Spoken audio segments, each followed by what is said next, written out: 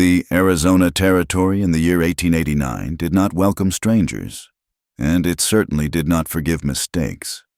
The heat here was not merely a temperature, but a physical weight, pressing down on the flat roofs of the adobe buildings and bleaching the color out of the very earth. It was a land of sharp edges, where the red rock buttes rose like broken teeth against a sky so blue it hurt the eyes to look at it for too long. Abigail Hart sat behind the wire cage of the telegraph office, the brass key beneath her fingers warm from the ambient heat of the room. She was 22 years old, a woman grown by the standards of the frontier.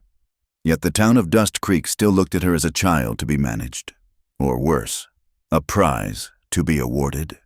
She tapped out the message, the rhythmic clicking the only sound competing with the buzz of flies against the window pane. The message she was sending was a lie. She knew it, and the man dictating it knew it. Marshal Rusk leaned against the counter, his thumb hooked into a gun belt that creaked with every breath. He smelled of stale whiskey and unwashed wool. "Make sure it says imminent threat, Miss Hart," the marshal said, his voice a low rumble.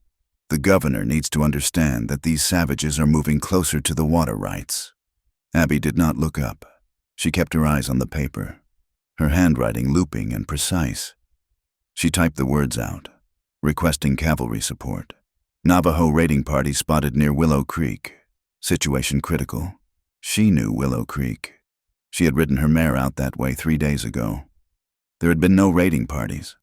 There had only been a few sheep herders moving their flock to higher ground before the season turned.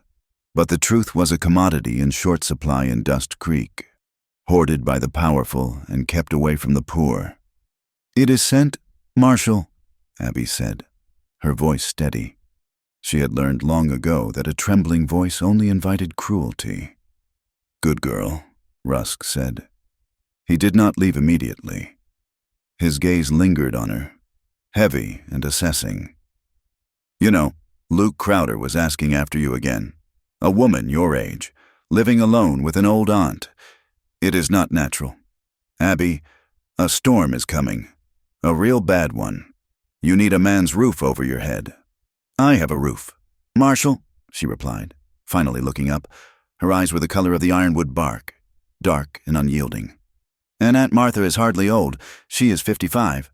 Rusk chuckled, a wet, unpleasant sound. "Just friendly advice. Abby, Silas Crowder owns this town. His son Luke will own it after him. A smart woman knows which way the wind blows before the tornado hits." He tipped his hat, the gesture mocking rather than polite, and walked out into the blinding sunlight. Abby watched him go, feeling a cold knot tighten in her stomach. The telegraph key sat silent now. She felt like an accomplice to a crime she did not understand, but could feel unfolding. Outside, the town of Dust Creek simmered. It was a collection of structures clinging to the edge of civilization, a trading post that sold everything from flour to dynamite, a blacksmith shop where the anvil rang like a church bell, the livery stable, and the telegraph office which doubled as the front desk for the small inn her aunt managed. Abby stood and walked to the window.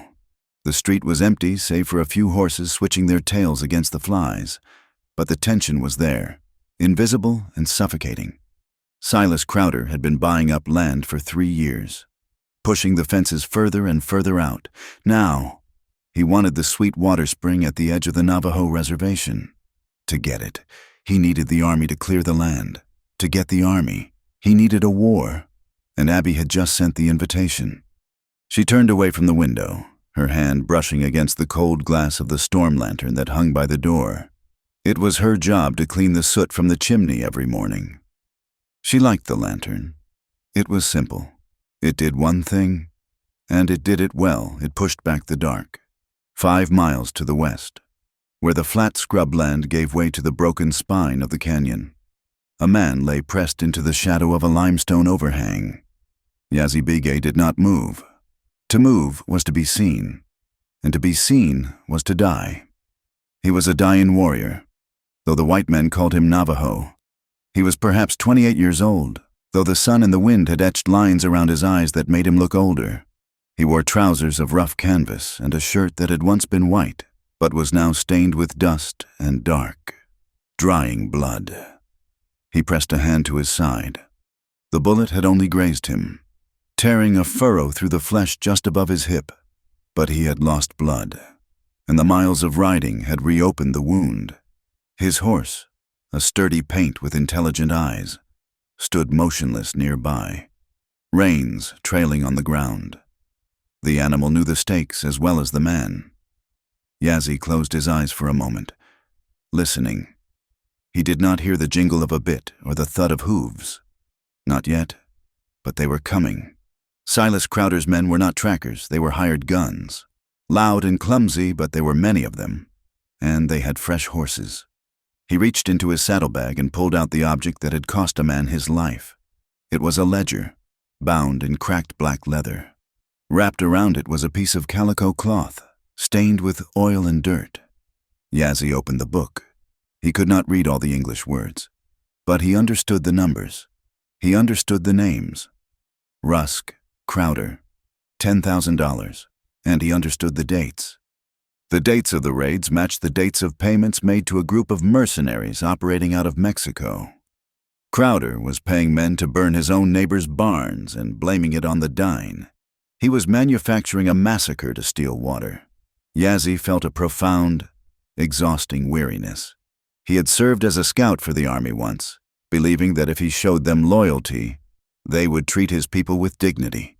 He had been wrong to them. He was useful when he was tracking, and a savage when he was standing still. He looked at the turquoise stone hanging from a leather thong around his wrist. It was a piece of the sky that had fallen to earth, a reminder of balance. There was no balance here, only greed. "I must get to the judge," he whispered to the empty canyon. The territorial judge was in Silverton, 2 days' ride away. But Yazzie could barely mount his horse. The fever was beginning to curl at the edges of his mind. He needed water. He needed to stop the bleeding. Above the canyon rim, the sky was changing. The relentless blue was being swallowed by towering anvils of gray and black clouds. The air pressure dropped so suddenly his ears popped. The season of the monsoons was late, but it had arrived with a vengeance. Back in Dust Creek, the air turned yellow.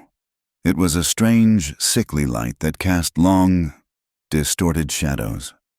Aunt Martha bustled into the telegraph office, wiping her hands on her apron.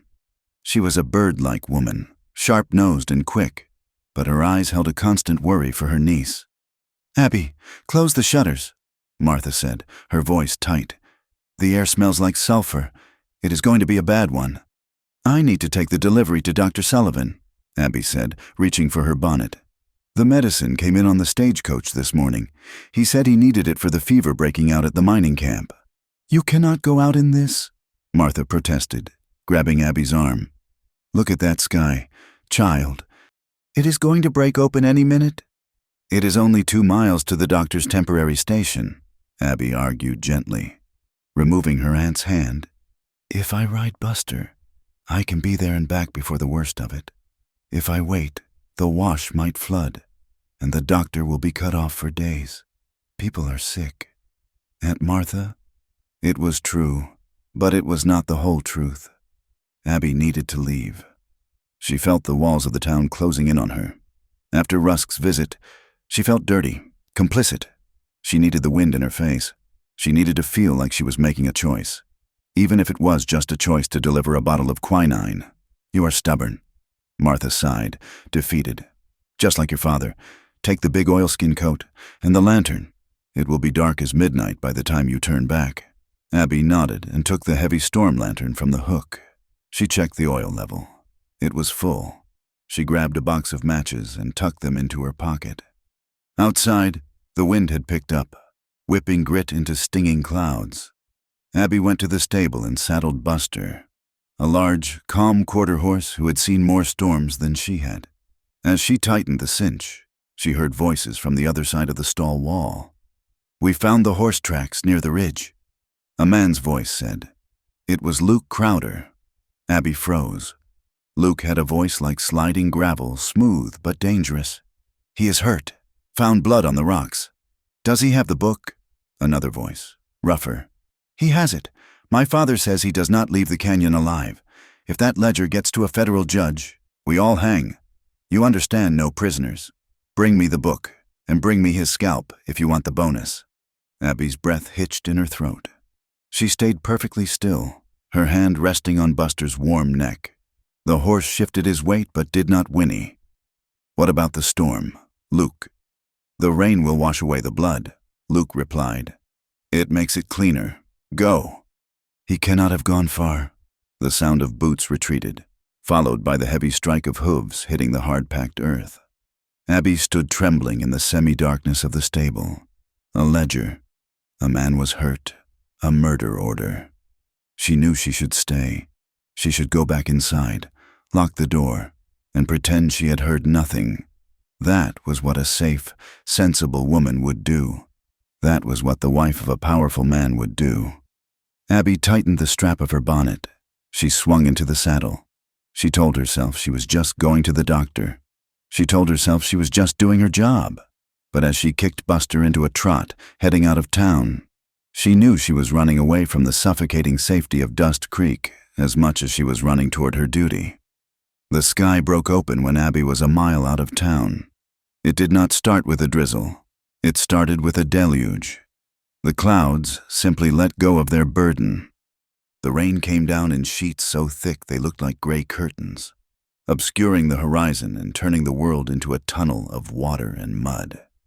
Thunder cracked, a sound like the earth itself splitting apart. It shook the ground beneath the horse's hooves. Buster pinned his ears back and danced sideways, but Abby held him steady, her hands confident on the reins. She was soaked through in seconds, the oilskin coat heavy and slick. She pushed forward, head bowed against the wind. The dry washes, which had been empty sand an hour ago, were beginning to fill with brown, churning water. She had to cross the main arroyo to get to the doctor's station. As she approached the crossing, a flash of lightning illuminated the landscape in stark, blue-white relief. For a second, the world stopped. In that flash, she saw him. He was not on the road. He was down in the wash, near a cluster of boulders that were rapidly becoming an island in the rising flood. A horse stood nearby, head hanging low. The man was on the ground, struggling to stand. He slipped, falling back against the stone. Abby pulled on the reins, bringing Buster to a standstill. The wind howled, tearing at her clothes. He cannot have gone far. Luke Crowder's voice echoed in her memory. Bring me his scalp. This was him, the man they were hunting. The savage, fear, cold and sharp, pierced through her. She should turn around. She should ride back to town and tell the marshal. Or she should ride on to the doctor and say nothing. To stop was madness. To help him was treason against the unwritten laws of her people. The man in the wash looked up, even through the rain in the distance. She felt the weight of his gaze. He did not wave for help. He did not cry out. He simply looked at her, then tried to leverage himself up again. Failing, he was clutching something to his chest. Another crack of thunder. Closer this time.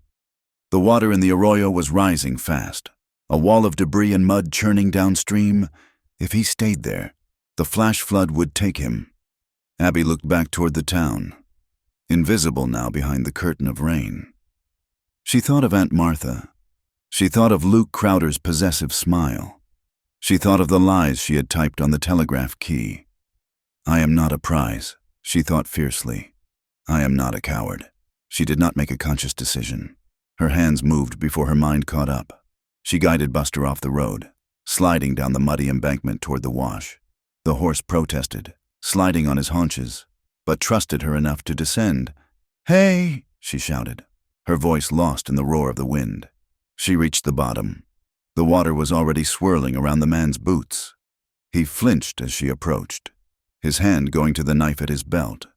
It was the reflection of a hunted animal. I am not going to hurt you, Abby screamed over the storm. She fumbled with the lantern, striking a match with shaking hands inside the glass housing. The flame sputtered, then caught, casting a warm, golden circle of light against the gray deluge. She swung down from the saddle, her boots sinking into the mud. She held the lantern up. The man's face was sharp and exhausted. His hair was heavy with rain, plastering against his neck. His eyes were dark, fever-bright, and wary. He looked at the lantern, then at her face. He seemed confused by the sight of a white woman in a bonnet standing in the middle of a flood.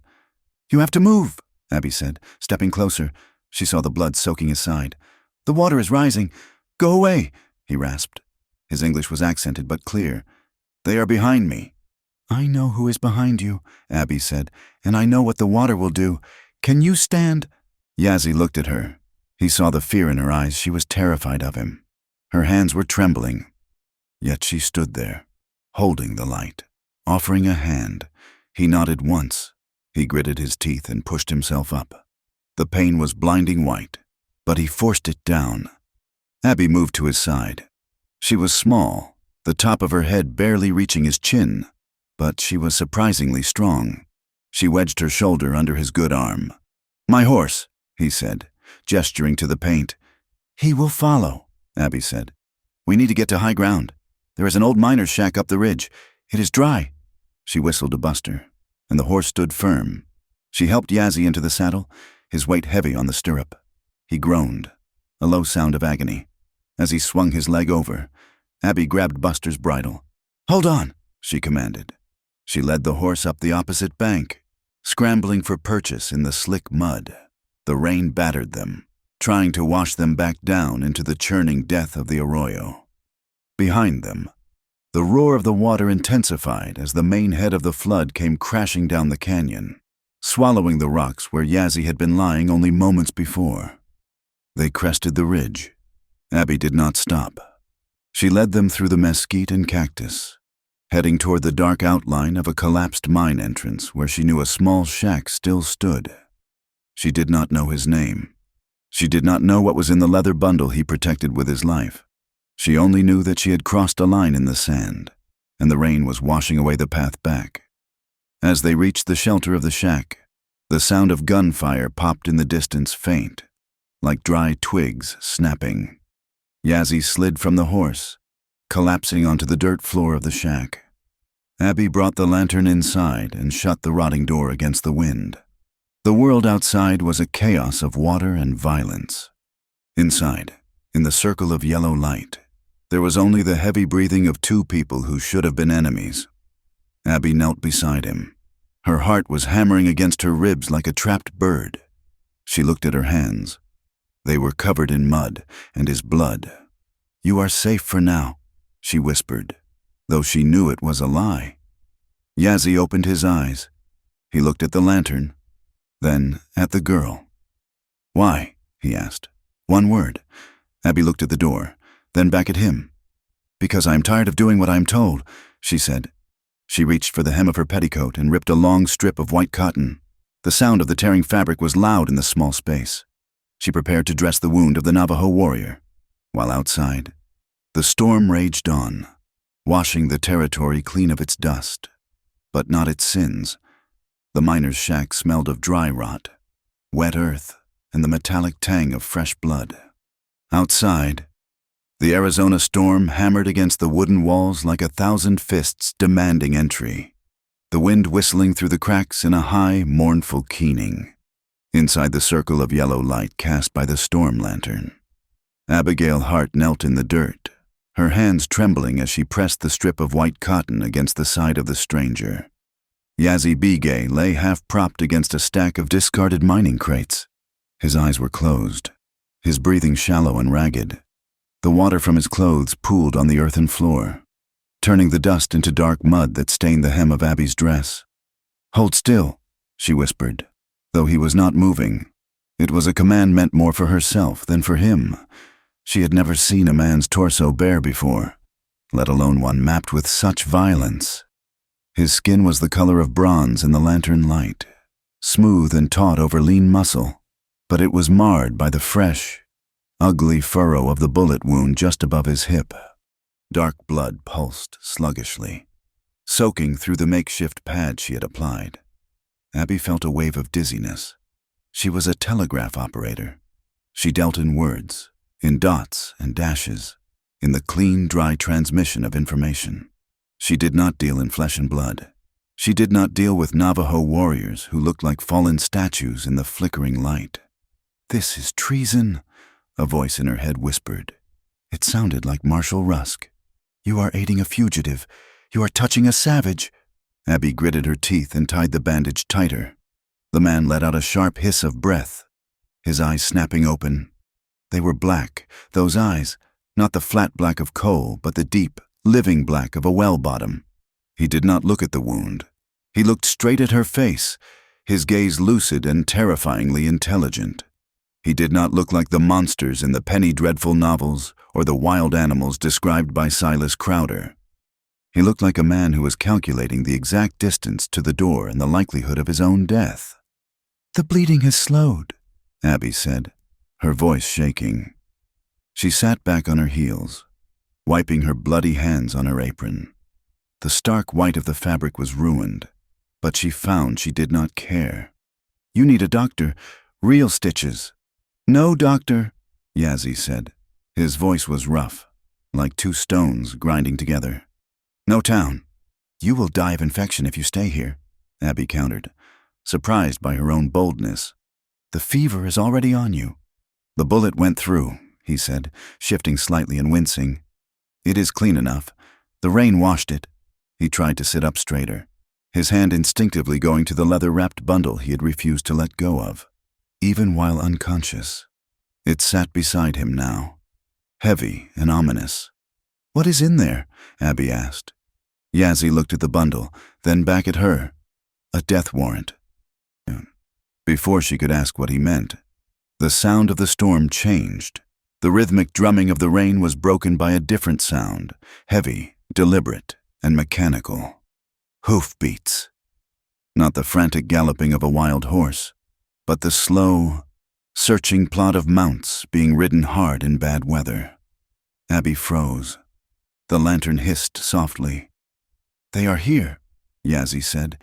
There was no fear in his voice, only a flat acceptance. He reached for the knife at his belt. His hand was shaking too much to hold it steady, but he gripped it anyway. "Put out the light." "If I put out the light, they will see a dark shack and wonder why," Abby whispered frantically. "They know this place. If they see a light, they might just think it is a drifter." "Or a woman hiding a killer," Yazzie replied. The hoofbeats stopped right outside the shack. The creak of saddle leather was audible through the thin walls. A horse snorted, blowing air through its nostrils. "Hello, the house," a voice bellowed. It was a voice Abby recognized. It belonged to Meager Jenkins, one of the bounty hunters Crowder had brought up from the border, a man who killed for sport as much as for coin. Abby looked at Yazzie. He was tense, coiled like a spring, ready to throw himself at the door to buy her a second of time. He was willing to die right now, in this dirt, to keep the violence away from her. Something inside Abby heart broke. It was the last chain of the good girl she had been raised to be. "Stay down," she commanded.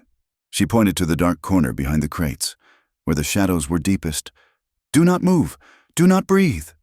She stood up, smoothing her ruined apron, and picked up the lantern. She pinched her cheeks hard to bring color to them, took a deep breath, and kicked the door open before the men outside could dismount. The wind hit her like a physical blow, sending the lantern swinging wildly. The light washed over 3 riders huddled in slickers, their horses' heads bowed against the rain. "Lord in heaven," Abby shouted, pitching her voice to sound shrill and frightened. "Do you mean to scare a woman to death?" Jenkins, the lead rider, blinked, water streaming from the brim of his hat. He had a hand on his pistol, but he relaxed slightly when he saw the petite figure in the doorway. "Miss Hart." Jenkins squinted. "What in the blaze are you doing out here? The whole town is buttoned up tight." "I was riding to Dr. Sullivan's station to deliver quinine." Abby lied, the words tumbling out with a desperate sort of truth. "Buster threw a shoe in the mud and then bolted when the thunder clapped. I have been stuck in this wretched shack for an hour waiting for the wash to go down." "Are you here to help me, or just to shout at me?" She stepped forward into the rain, holding the lantern high so it illuminated her face and, crucially, blinded them to the dark interior behind her. She aggressively invaded their space, forcing them to look at her indignation rather than the shack. "We are looking for a redskin," Jenkins said, spitting a stream of tobacco juice into the mud. "A buck! Shut up! Came this way!" "A Navajo." Abby put a hand to her throat, feigning shock. "Out here I've been terrified enough just by the lightning. Mr. Jenkins, if there are savages running about, you need to escort me back to town this instant." Jenkins looked at his companions. He looked at the dark shack behind Abby. "Did you see anyone pass or hear anything?" "I heard the wind howling like a banshee," Abby snapped. "And I heard my own prayers. I have seen nothing but rain. If your Indian has any sense, he is halfway to the reservation by now." Jenkins hesitated. His eyes drifted to the door again. Abby's heart hammered against her ribs so hard she feared he could hear it over the storm. If he dismounted, if he took 3 steps forward, they were both dead. She knew Jenkins would not leave a witness if he found Abby Hart harboring a fugitive. "We cannot escort you, miss," Jenkins said finally. "We have a trail to cut before the rain washes it all out. Crowder wants his head. You stay put until the rain lets up. You are safe enough here if you keep that door barred." He wheeled his horse around. "Let us go, boys." He probably went for the ridge line. The riders spurred their horses, disappearing into the curtain of gray water as quickly as they had appeared. Abby stood in the rain for a long minute, watching until the darkness swallowed them completely.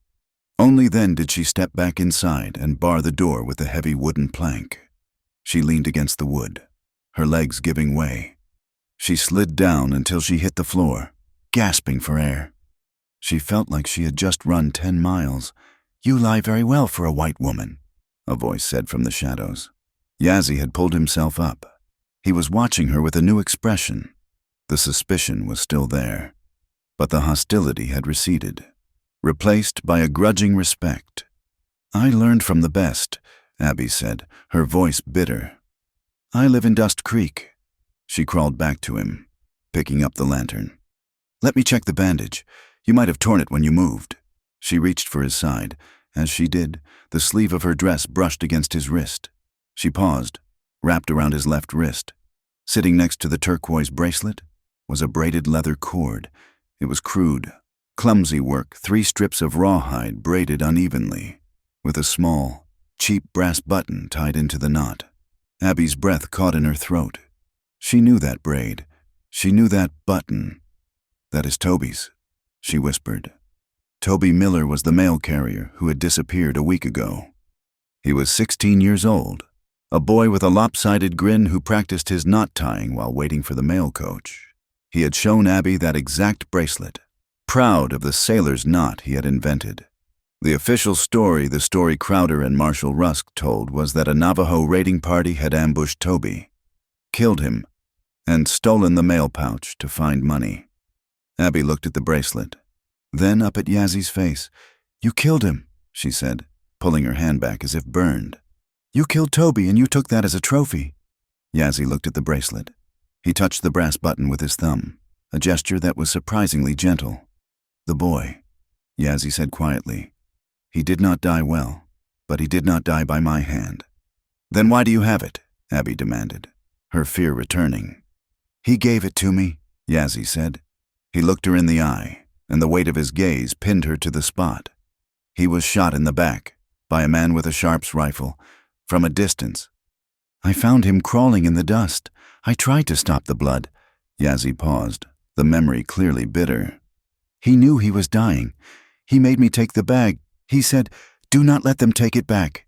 He gave me this cord. He said it was for his mother. He asked me to promise." "To promise what?" "To tell the truth," Yazzie said. "The white men killed him because he looked inside the bag, because he saw the book." He gestured to the leather bundle. Abby stared at him. The pieces slammed together in her mind with the force of a physical blow. Toby, the curious boy, the raiding party that no one ever saw. Crowder's sudden desperation to find a single wounded Navajo. They hadn't just framed Yazzie. They had murdered one of their own children to start a war.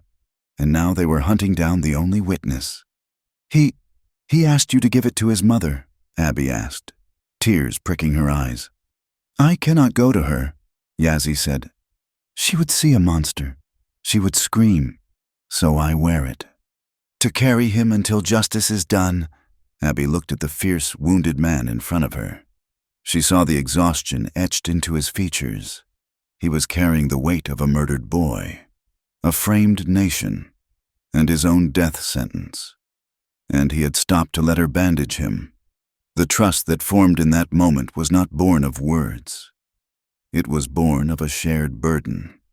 The rain is stopping, Abby said softly. She looked toward the roof, where the drumming had slowed to a sporadic patter. I must go, Yazzie said. He tried to stand, but his leg buckled. Abby caught him. You cannot ride to the reservation, she said. Jenkins and his men are cutting the trail to the ridge. They will be waiting for you. I cannot stay here. No, Abby agreed. She made a decision, the second reckless decision of the night. You are coming with me. To the town. Yazzie looked at her as if she were mad. That is the lion's den. It is the last place they will look, Abby said. They are looking for a rider in the open range. They are not looking for a cripple hiding in the innkeeper's shed. There is an old hay barn behind my aunt's inn. It has a false floor where we used to hide liquor during the tax raids. You will be safe there. Yazzie studied her face. He was looking for treachery. He found only a terrified determination. Why? He asked again. Abby reached out and touched the crude leather bracelet on his wrist. Because Toby was my friend, she said, and because I am done being afraid of the wind. Yazzie nodded slowly. He reached into his pocket with his good hand and pulled out a thin strip of leather, upon which hung a single, rough-cut turquoise stone. It was the color of the sky before the storm, a deep, resonant blue. He held it out to her. Take it, he said. I don't need payment, Abby stammered. It is not payment, Yazzie said. He placed it in her palm and closed her fingers over it. His hand was calloused and warm. It is a life debt. As long as you hold this, you are of my people. You are shy. What does that mean? It means I see you, he said. Abby slipped the leather thong into her pocket, her fingers brushing against the cool stone. It felt heavy, like a promise. Come, she said, helping him stand. We have to move while the mud is still churning. It will hide our tracks. They left the shack together. The storm had passed, leaving behind a world that was washed clean and dangerously silent. The moon was trying to break through the breaking clouds, casting a silver light over the wet desert. Abby helped Yazzie onto Buster. The horse accepted the double burden without complaint. Abby mounted behind him, her arms going around his waist to hold him steady. She could feel the heat of his fever through his shirt.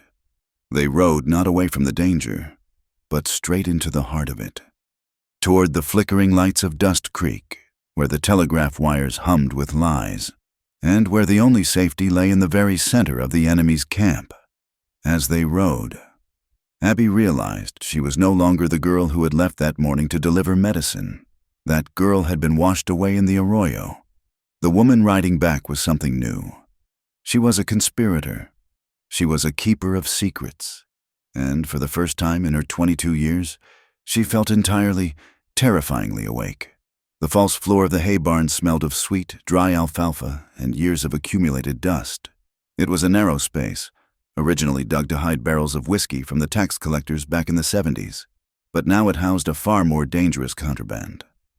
Abby pushed the trapdoor open with her shoulder, balancing a tray in her hands. The space below was dim, lit only by the slivers of daylight that fell through the cracks in the floorboards above. I brought water, she whispered, lowering the tray. And corn cakes. It was all I could take without Aunt Martha noticing.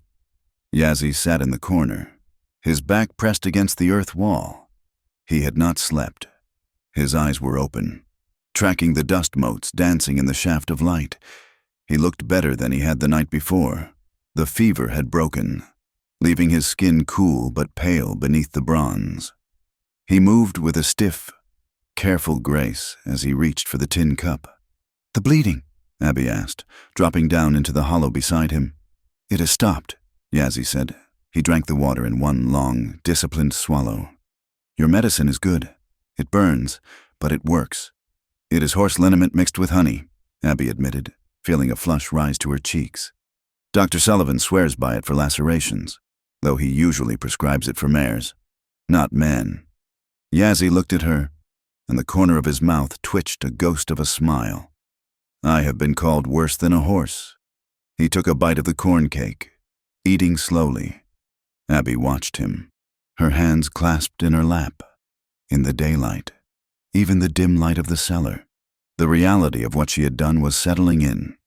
She was hiding a Navajo warrior under her aunt's floorboards. If Marshal Rusk found him, Yazzie would hang before sunset, and Abby, she did not know what they would do to her, but she suspected it would be a slower kind of ending. You should not come back down here, Yazzie said quietly, wiping crumbs from his chin. The town is waking up. They will be looking. They are looking for a rider on the range, Abby said. Not here. A hunter looks everywhere when the trail goes cold. Yazzie's eyes shifted to the trap door above. You are risking too much. I am risking my own neck, Abby replied stubbornly. That is my choice. She reached out to check the bandage on his side. He flinched slightly at her touch but did not pull away. The proximity was dizzying in the small space. She could smell the rain that still clung to his clothes, mixed with the scent of sage and old leather.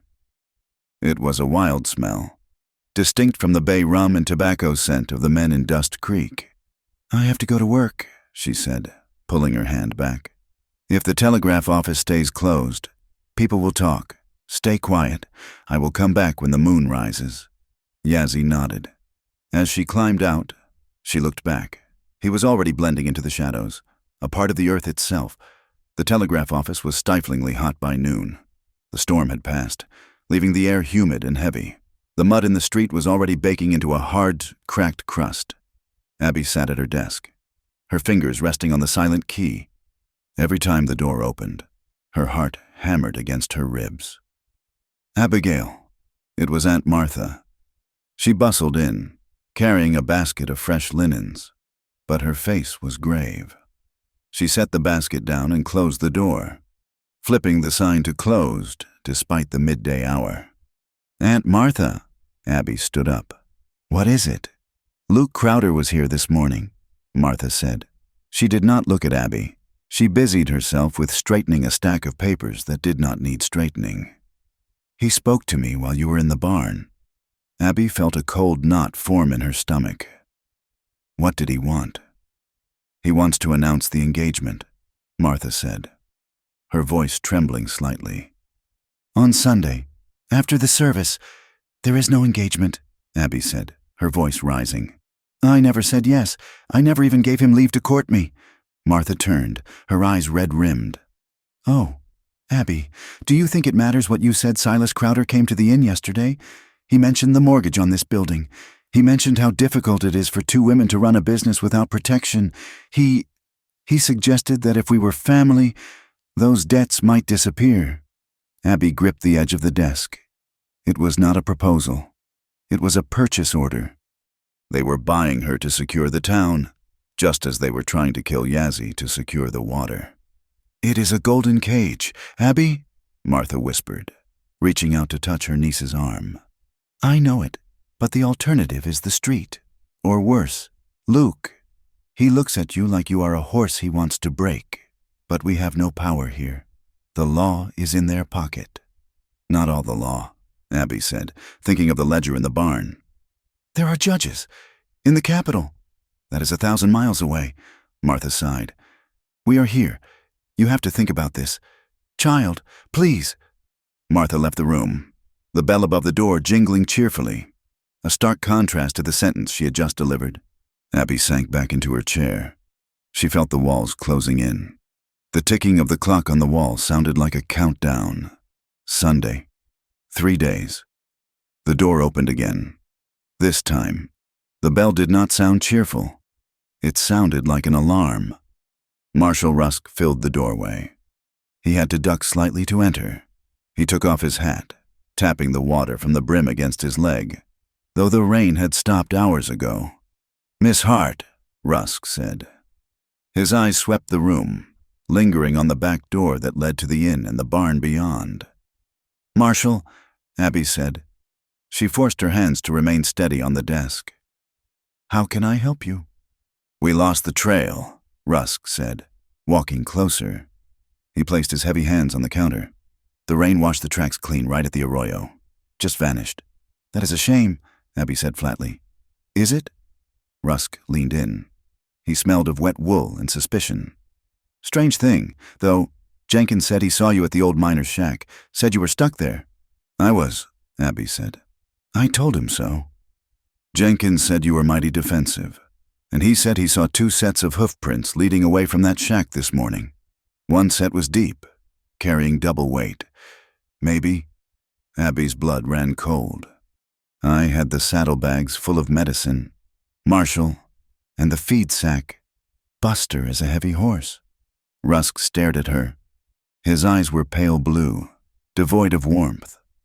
He was a man who enjoyed the hunt more than the catch. "You are a good girl, Abby," Rusk said softly. "But you are soft. You pick up stray cats. You feed the beggars. I would hate to think you picked up something dangerous by mistake. Because if you did, and you don't drop it—" He let the sentence hang in the air, sharp as a knife blade. "Well, accidents happen in this country, like with that mail boy. Poor Toby." He smiled, a stretching of lips that did not reach his eyes. "Tell your aunt hello for me." He turned and walked out. Abby waited until he was gone, then locked the door. She flipped the sign. Her hands were shaking so badly she could barely turn the key. They knew. They did not have proof yet, but they knew. It was only a matter of hours before Rusk decided to stop asking and start tearing the floorboards up.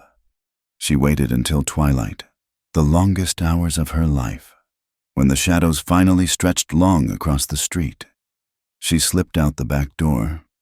The barn was dark. Abby moved the bales of hay aside and opened the trap door. "We have to leave," she whispered into the darkness. "Now." Yazzie was moving before she finished the sentence. He climbed out, his movement stiffer than before, but steady. He had his shirt on, and the leather bundle was strapped across his chest. "They found the tracks?" he asked. "They suspect," Abby said. "Rusk was here, and Crowder. Crowder is pressing for the marriage. They are tightening the noose." Yazzie looked at her, his face grim. "If we go, you cannot come back. Not to this life." "I have no life here anymore," Abby said. "Only a cage." She led him to the back stall where Buster was waiting. She had saddled him in the afternoon, hiding the tack under a blanket. "We need a second horse," Yazzie said. "We cannot take one from the livery without being seen." Abby replied, "Buster is strong. He can carry us until we reach the ridge. Then we will have to walk." "Show me the map," Yazzie said. Abby pulled a crumpled survey map from her pocket. She held the lantern low, shading the light with her body. "We need to get to Silverton," she said, tracing a line with her finger. "Judge Holloway is there. My father used to say he was the only man in the territory who couldn't be bought with beef or bullion." "Silverton is a 3-day ride," Yazzie said. "Through the Malpais, the Badlands. It is the only way," Abby insisted. "The main roads will be watched." Yazzie reached into his bundle. He pulled out the black ledger. He opened it to a page marked with a strip of red cloth. "Look," he said. Abby squinted at the handwriting. It was a list of transactions. March 12th, 50 Winchester rifles, delivered to San Philip. April 4th, payment for diversion of Willow Creek, $500. April 10th, bounty for scalp, $100. And there, at the bottom of the page, was a list of names: Marshal Rusk, Mayor Higgins, and, in a neat, looping script that Abby recognized with a jolt of nausea, Luke Crowder. "They are not just stealing water," Yazzie said, his voice low and hard. "They are selling guns to the rebels across the border to keep the army busy, so the army cannot watch the reservation. They are building a war to hide a theft. If this book disappears," Abby started.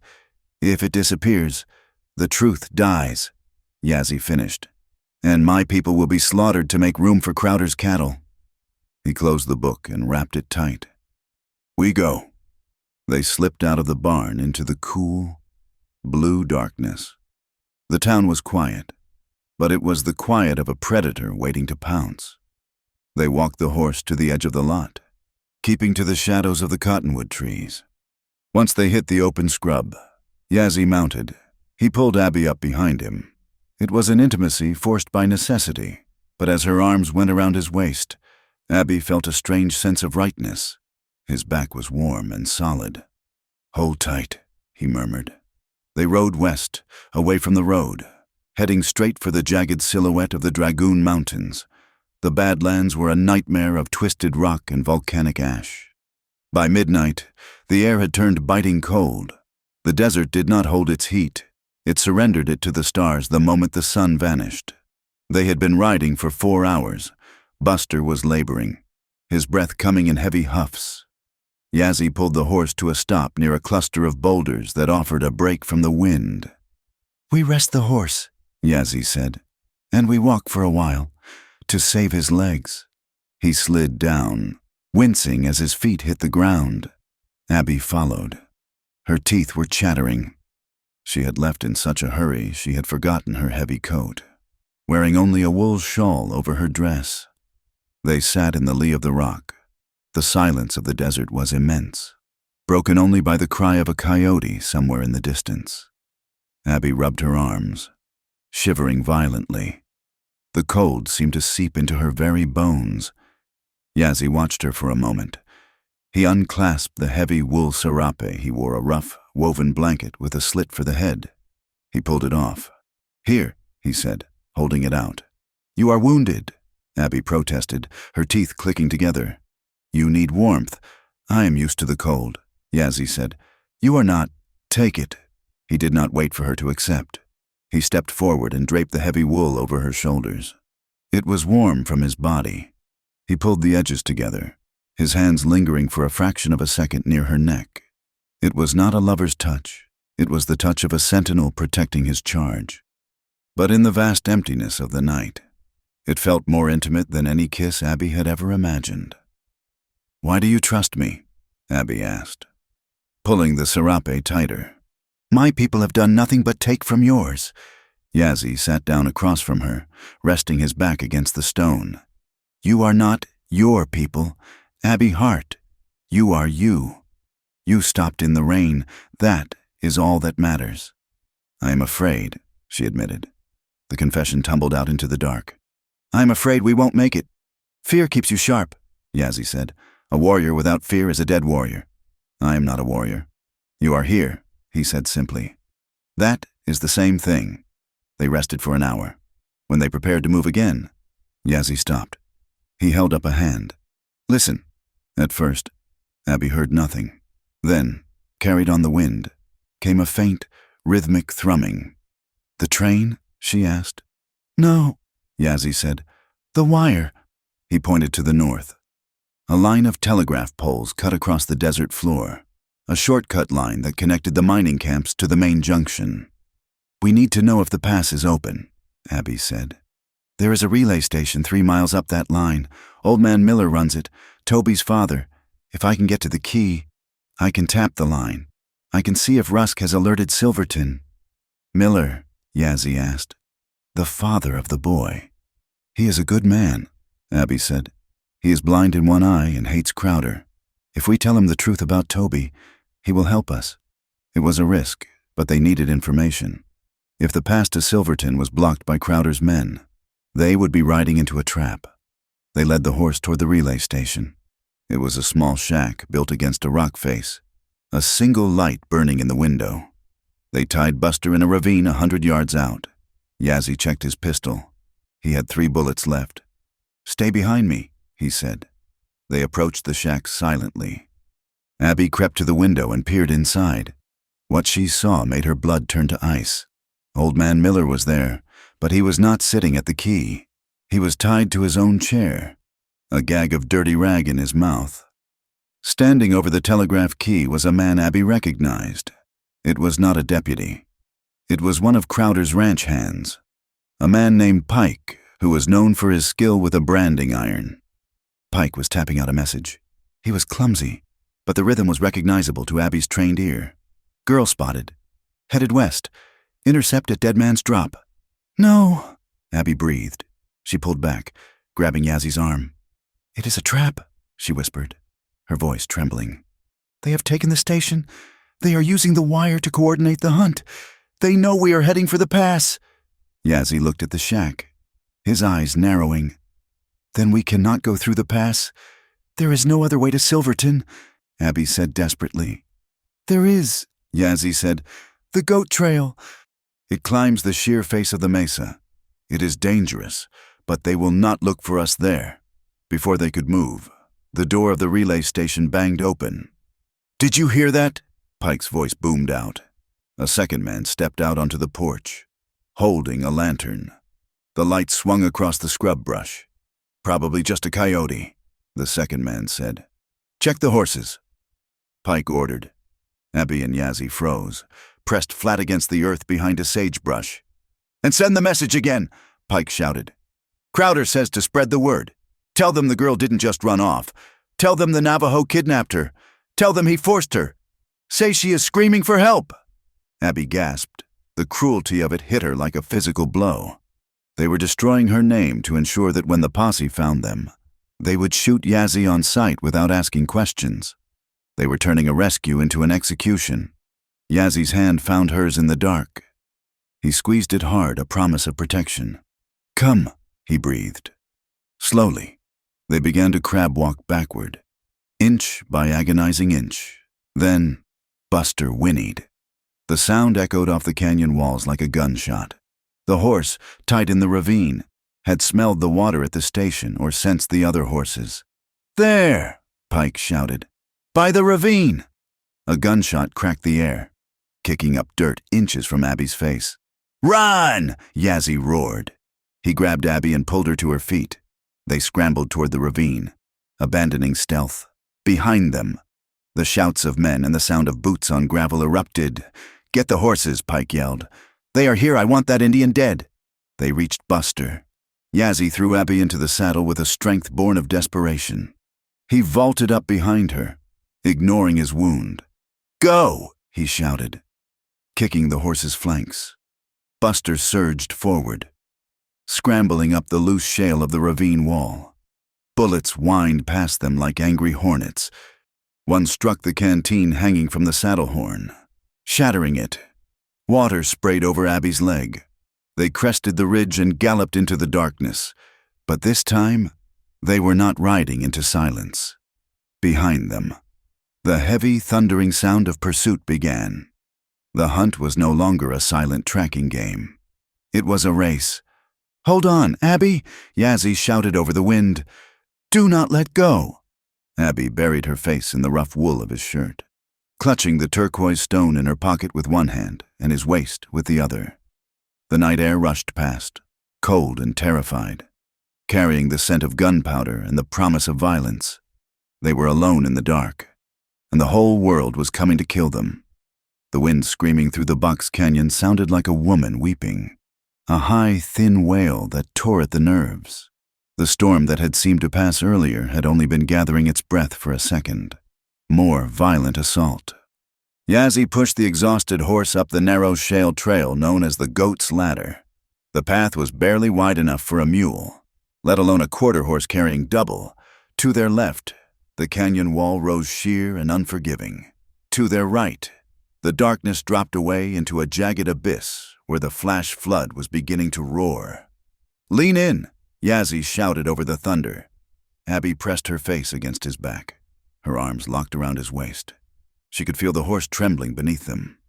Buster's hooves slipped on the wet slate, striking sparks that were instantly swallowed by the rain. Suddenly, the ground beneath them gave way. A section of the trail, undercut by the rushing water below, crumbled into the void. Buster panicked, rearing back on his hind legs, his hooves scrabbling for purchase. Abby was thrown sideways. Her grip on Yazzie broke. She slid toward the edge, her boots finding nothing but slick mud and air. For a terrifying second, she hung over the black churn of the floodwaters 50 feet below. The roar was deafening, a hungry, liquid sound. "Abby!" A hand clamped around her wrist. It was not a desperate grab. It was a lock of iron. Yazzie had thrown himself from the saddle, anchoring his boots against a boulder, and caught her just as gravity claimed her. He pulled. The muscles in his arm corded like steel cables. With a heave that was pure, raw instinct, he dragged her up over the lip of the trail and onto the solid rock. She collapsed against him, gasping, the rain plastering her hair to her face. "Breathe," he commanded, his voice rough. He did not let go of her arm. "The horse is safe. You are safe."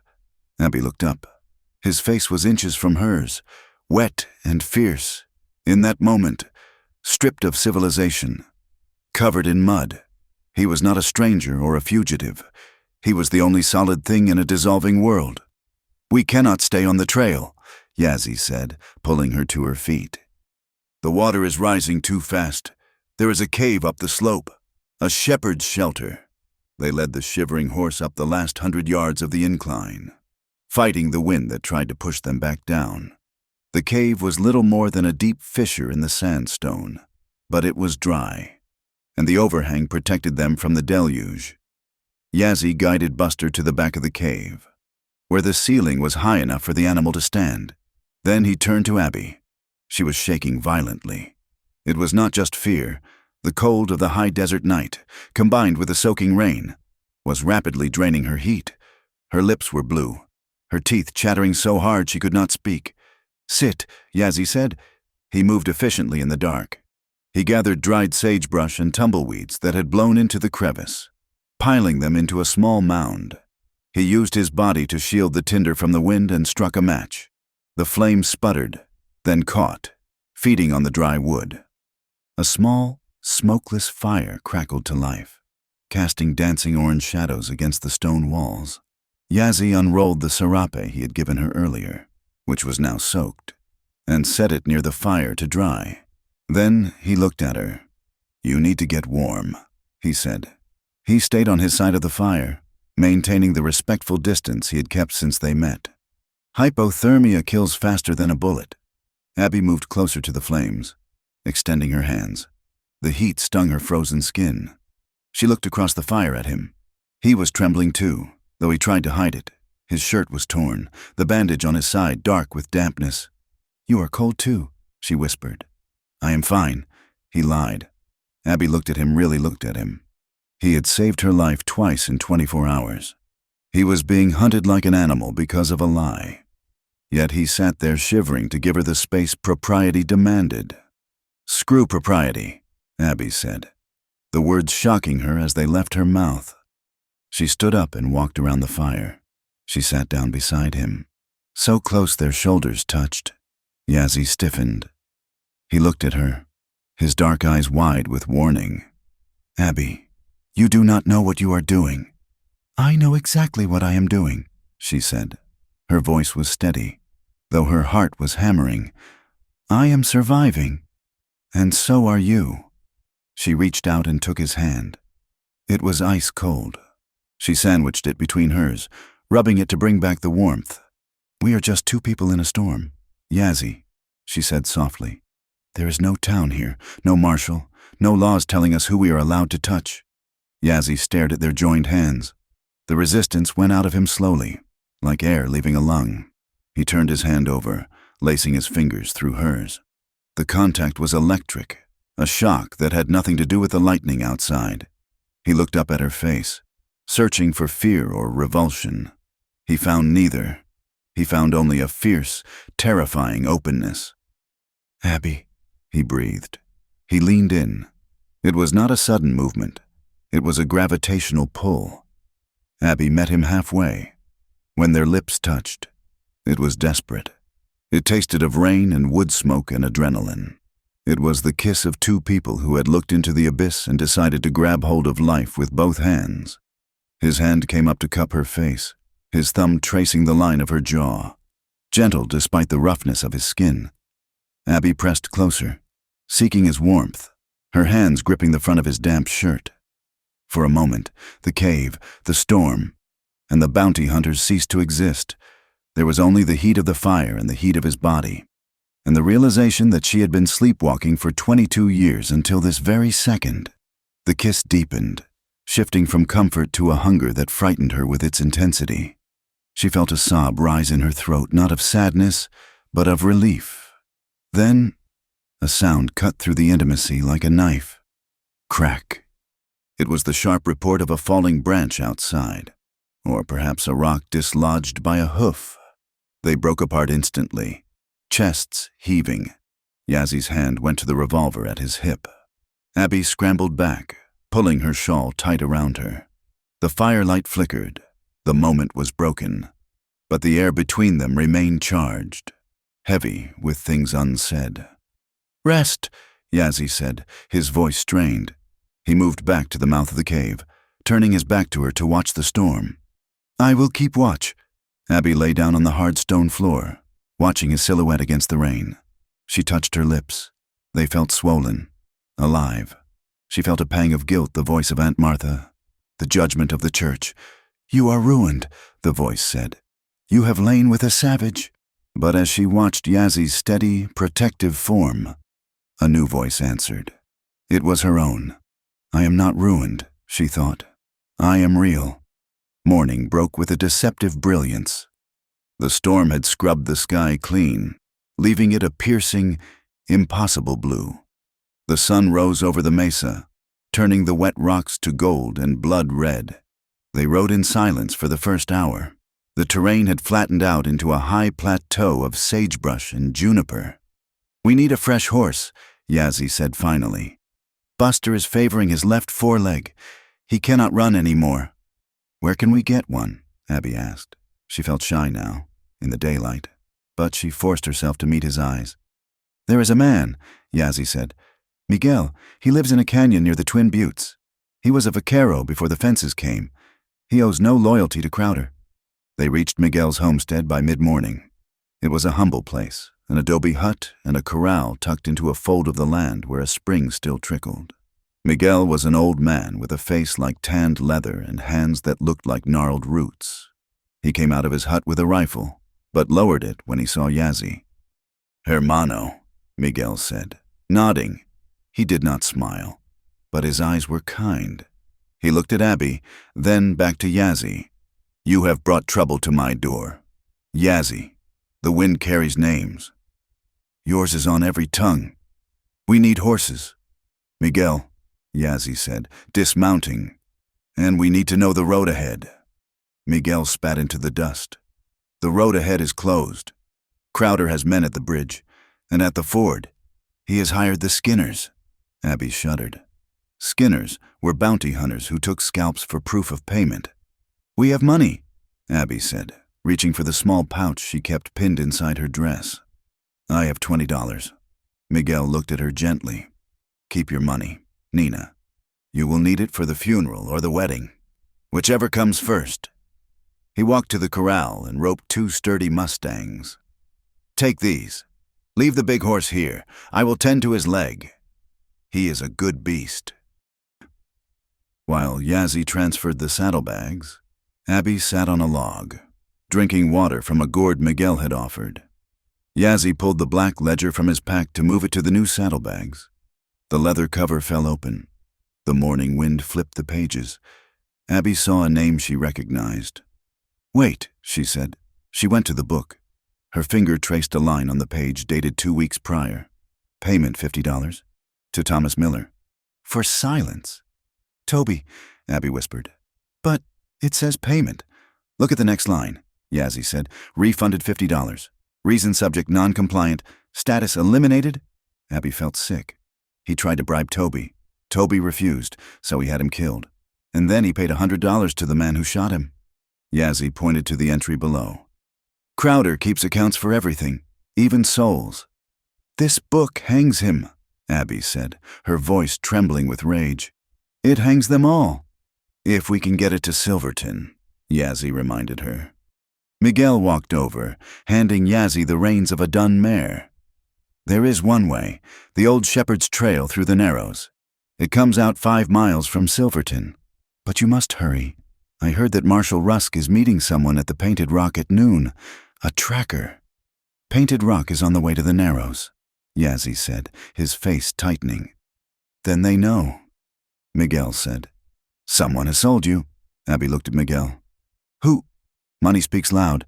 Nina, Miguel said sadly. Even to friends. Be careful. They thanked the old man and rode out, pushing the fresh horses hard. The landscape blurred into a smear of red and green. By 1 o'clock, they reached the approach to Painted Rock. It was a massive formation of sandstone, striped with bands of white and purple. The trail wound around its base before entering the narrow canyon that led to Silverton. Yazzie pulled up.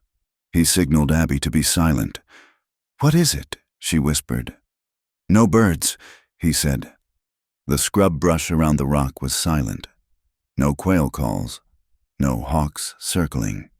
It is a trap, Yazzie said. He scanned the ridge line. A glint of metal flashed in the sun, a rifle scope reflecting the light. They are waiting for us to enter the canyon, Yazzie said. Crossfire.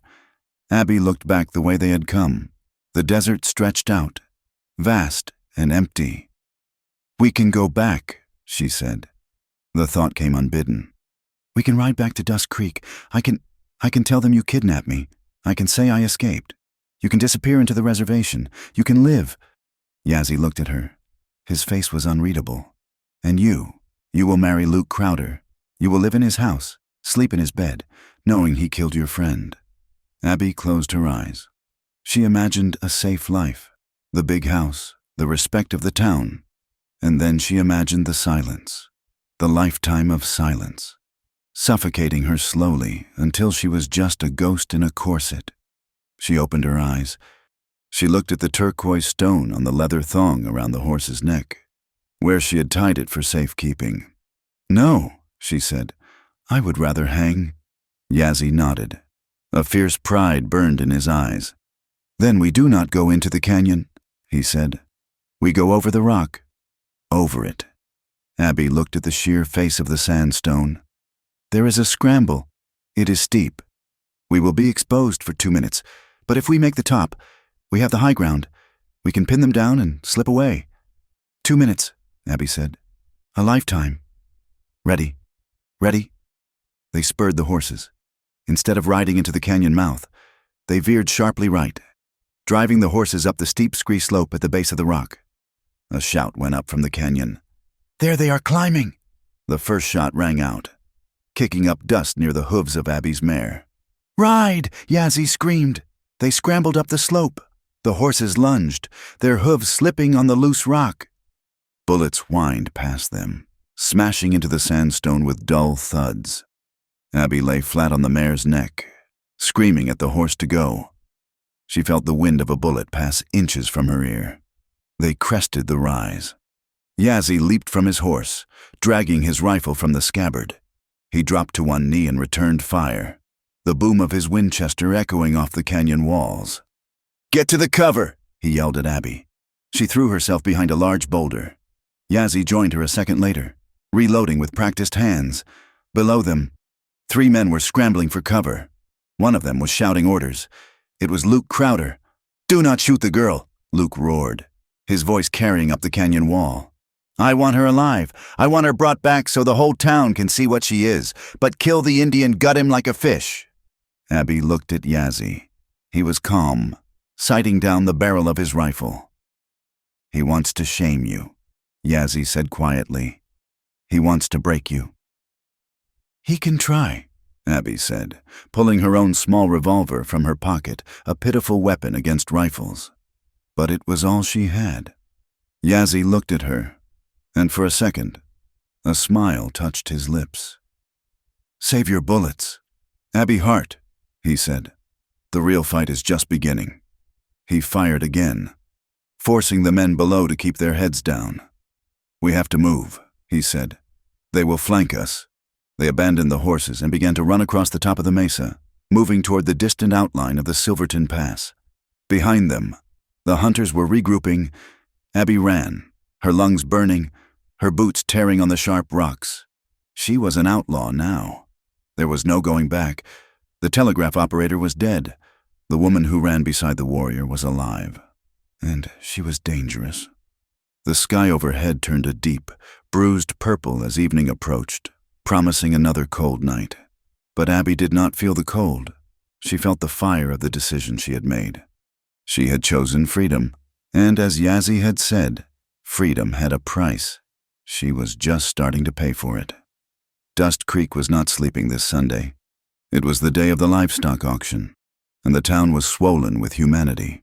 Ranchers from as far as the Verde Valley had ridden in, their wagons kicking up clouds of alkali dust that hung over the main street like a dirty shroud.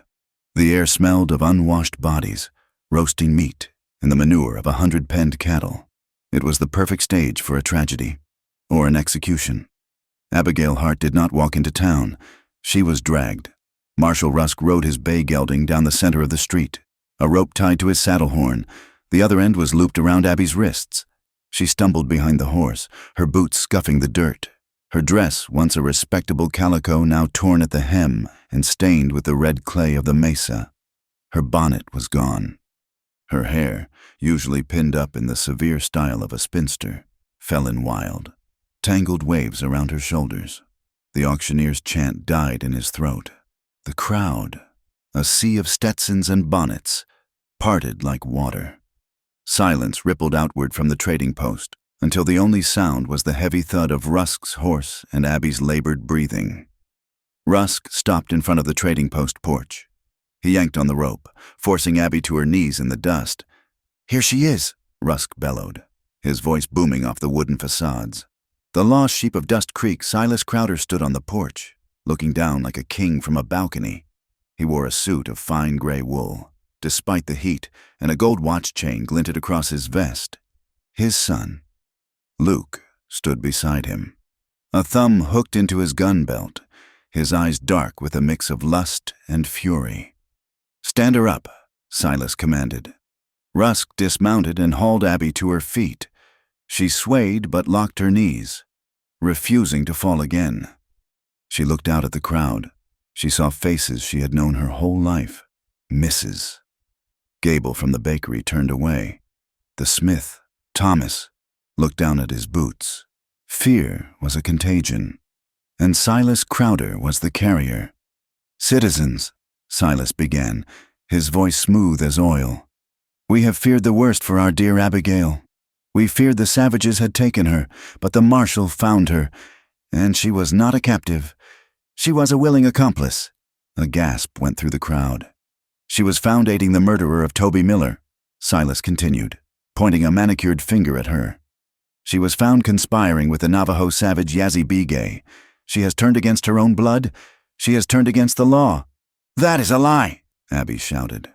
Her voice was hoarse from the desert air, but it carried. "Yazzie Begay did not kill Toby. You did, Silas Crowder. You paid for it." Luke Crowder stepped forward, backhanding her across the face. The sound was a sharp crack that echoed in the silence. Abby reeled, tasting blood, but she did not cry out. "The fever has taken her mind," Luke said, addressing the crowd. "She has been corrupted. She needs to be purified." Marshall Rusk produced a pair of sheep shears from his saddlebag. The blades were long and rusted. "In the old days," Rusk said, grinning, "we knew how to mark a traitor. A woman who runs with wolves does not deserve the dignity of a lady." He grabbed a handful of Abby's hair, yanking her head back. "She is a whore for the Redskins," a voice shouted from the back one of Crowder's paid hands. "Cut it," another yelled. "Mark her." The mob mentality, dormant but always present, began to wake up. It was a hungry, ugly thing. Abby saw the shears open. She closed her eyes, not in prayer, but in concentration. "Do not panic," she told herself. "Stick to the plan." The metal blades touched her neck, cold against her skin. "Let her go." The voice was not loud, but it cut through the murmurs of the crowd like a razor. Rusk froze. The crowd turned as one. Yazzie Begay stood at the far end of the street, near the blacksmith's forge. He was alone. He did not look like a broken fugitive. He had washed the war paint of mud from his face. He stood tall, his Winchester rifle held loosely in one hand, the barrel pointed at the ground. He looked like exactly what he was, a warrior who had stopped running. "The savage!" someone screamed.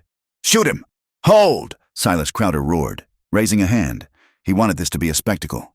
He wanted to see the hope die in Abby's eyes before he ordered the kill. So, the dog comes to heel! Yazzie walked forward. He moved with a fluid, predatory grace. The crowd shrank back, creating a wide circle around him. Abby, and the men on the porch. She is not yours to mark, Yazzie said, stopping 10 paces away. His eyes were fixed on Rusk. She belongs to no one but herself. Luke Crowder laughed, a harsh, barking sound. She is a white woman in a white town. The law stands with us, and you are a dead man walking— What law? Yazzie asked. The law of the gun or the law of the ledger?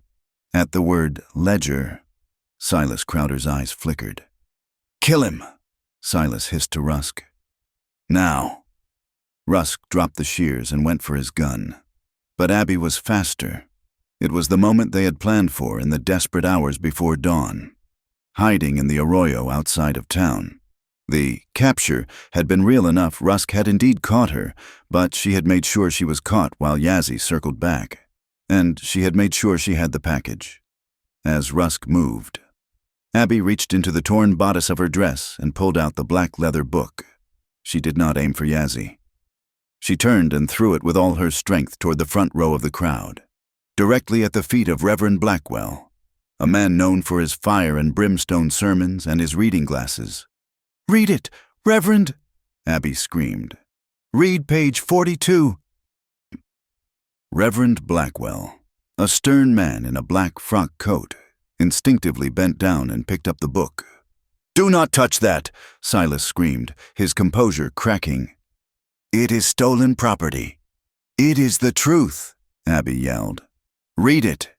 Rusk abandoned his draw and lunged toward the Reverend. Bang! Yazzie fired from the hip. The bullet did not hit Rusk. It struck the dirt inch from the marshal's boot, kicking up a spray of gravel. The next one goes in your knee. Marshal, Yazzie said calmly. Let the man read. The crowd was paralyzed. The violence hung in the air, suspended by a thread. Reverend Blackwell looked from the gun to the book. He was a man of God, but he was also a man who hated being ordered around by cattle barons. He adjusted his spectacles and opened the book. The silence was absolute. Even the cattle in the pens seemed to stop lowing. March 12th, the Reverend read, his voice projecting clearly. Payment to Mexican irregulars, $200 for burning the Bigay Hogan. A murmur ran through the crowd. Page 42, Abby urged. The Reverend flipped the pages. He paused. His face went pale. He looked up at Silas Crowder, his expression transforming from confusion to righteous horror. Payment, the Reverend read, his voice shaking with rage. $100 to Elias Pike for the murder of Thomas Miller. Note, make it look like a raid. The crowd erupted. He killed Toby, a woman screamed. It was Mrs. Miller, the boy's mother. She pushed through the crowd, her face twisted in grief and fury. You killed my boy. You stood at his grave and prayed with me. You devil. The illusion of Silas Crowder's power shattered like glass. The town of Dust Creek had tolerated his greed, but they would not tolerate the murder of a white child sold as a massacre. It is a forgery, Silas shouted, backing up against the wall of the trading post. The Indian wrote it. It is your handwriting, Silas, the Reverend boomed, holding the book up like a Bible. And your signature. Shut up, Luke Crowder screamed. Luke panicked. He did not think. He reacted. He drew his pearl-handled revolver and fired blindly at the Reverend to stop the reading. No, Abby screamed. Yazzie moved. He did not return fire. He sprinted forward, diving not for cover, but toward Abby. A second shot rang out from the porch. Abby felt a heavy weight slam into her, knocking her flat into the dust. Yazzie covered her body with his own as the air above them filled with lead. Chaos swallowed the town. The crowd scrambled for cover, overturning wagons and diving behind troughs. But not everyone ran. The men of Dust Creek, the blacksmith, the baker, the veterans of the Civil War who had been standing by pulled their own weapons. Get them, someone shouted. Luke fired again, wild and desperate. The bullet struck the iron bell outside the trading post, making it ring with a dull, mournful clang. Then, the sky decided to join the fight. The wind, which had been building all morning, suddenly shrieked down the canyon. It was a classic Arizona dust devil, but massive. A wall of red grit and debris that hit the street with the force of a locomotive. Visibility dropped to zero in a heartbeat. The world turned into a swirling vortex of orange dust. "Abby," Yazzy's voice was close to her ear. "I am here," she choked, coughing. "Stay low, crawl to the trough." They scrambled through the blinding dust. Gunshots flashed like lightning in the gloom, orange bursts that revealed brief vignettes of violence. Rusk firing blindly. The blacksmith swinging a hammer. Misses. Miller throwing a rock. A scream cut through the wind. It was not a man's scream. "Aunt Martha," Abby cried. She pushed Yazzie away and scrambled up, ignoring his shout. Through the swirling dust, she saw a figure lying on the boardwalk near the hotel entrance. Abby ran, bent double. She reached the figure. It was not Aunt Martha. It was Miguel, the old vaquero who had given them the horses. He had followed them to town. He lay clutching his shoulder, blood seeping through his fingers. "Miguel!" Abby gasped. "Go, Nina!" Miguel rasped, grinning through pain. "It is just a scratch. I got Rusk. Look!" Abby looked. 10 feet away, Marshal Rusk was writhing on the ground, a knife buried in his thigh. Miguel had thrown it before he was hit. The dust began to settle as quickly as it had risen, leaving a haze hanging in the air. The shooting stopped. Silas Crowder stood alone on the porch. Luke was gone, likely fled out the back. Silas held a Derringer pistol, but his hand was shaking uncontrollably. He looked out at the street. 20 rifles were pointed at him. They were held by the men whose land he had squeezed, whose water he had stolen, whose children he had lied to. Yazzie stood up from behind the water trough. He helped Abby to her feet. Silas looked at Yazzie. You are nothing," Silas spat, though his voice was weak. "I own this territory." "You own nothing," Abby said. She stepped forward, shaking the dust from her torn dress. She did not look like a victim. She looked like a judge. "You do not own the water. You do not own the law. And you certainly do not own me." "Marshal!" Silas shouted, looking for Rusk. "Arrest them." Rusk groaned in the dirt, clutching his leg. "I resign. Silas!" He wheezed. The Reverend Blackwell walked up the steps, the ledger still tucked under his arm like a shield. He was followed by the town blacksmith, a giant of a man carrying a shotgun. "Drop the gun, Silas," the blacksmith said. Silas Crowder looked at the gun, then at the crowd. For a second, he seemed to consider ending it right there, but he was a businessman, not a warrior. He dropped the pistol. It clattered on the wooden planks. "This is not over," Silas sneered. "I have lawyers in Tucson. I have friends in Washington." "You have a cell in the back of the marshal's office," Abby said. "And I think Mrs. Miller has the key." 2 men grabbed Silas and hauled him off the porch. The crowd did not cheer. They watched in a heavy, angry silence. Justice in the West was not a celebration. It was a chore, like clearing rocks from a field. Abby turned to Yazzie. He was reloading his rifle, his eyes scanning the alleys, looking for Luke. "He is gone," Yazzie said quietly. "The son ran." "Let him run," Abby said. She felt a sudden wave of exhaustion crash over her. Her knees buckled. Yazzie caught her. He did not care who was watching. He held her steady, his arm strong around her waist. The townspeople began to emerge from their cover. They looked at Abby, really looked at her. They saw the blood on her lip, the bruises on her arms, and the man she leaned on. Mrs. Miller walked forward. She was crying, but her face was soft now. She stopped in front of Yazzie. She looked at the leather cord on his wrist, the one with the brass button. "Thank you," she whispered, "for bringing him home." Yazzie nodded. He untied the leather cord and held it out to her. "He was brave, Mother. He died a man. Mrs." Miller took the bracelet and pressed it to her heart. Then she looked at Abby. "You need a doctor. Abby," she said. "In a bath." "I'm fine," Abby said, though she was shaking. "No, Mrs." Miller said firmly. She turned to the crowd. "Someone help them! They are heroes!" The word hung in the air, strange and new. Abby looked at Yazzie. He did not look like a hero. He looked tired. He looked at the horizon, where the storm clouds were finally breaking apart. "We did it," Abby whispered. "We survived," Yazzie corrected. "Now comes the hard part." "What is that?" "Living with it." As the townspeople moved in to help Miguel and secure the prisoners, Abby realized he was right. The adrenaline was fading, leaving behind the ache of bruises and the sharp clarity of the aftermath. The cage of her old life was destroyed, shattered by bullets and truth. She was free, but as she looked at the wreckage of the trading post and the blood in the dust, she knew that freedom was not a destination. It was a road she had just started walking, and for the first time, she was not walking it alone.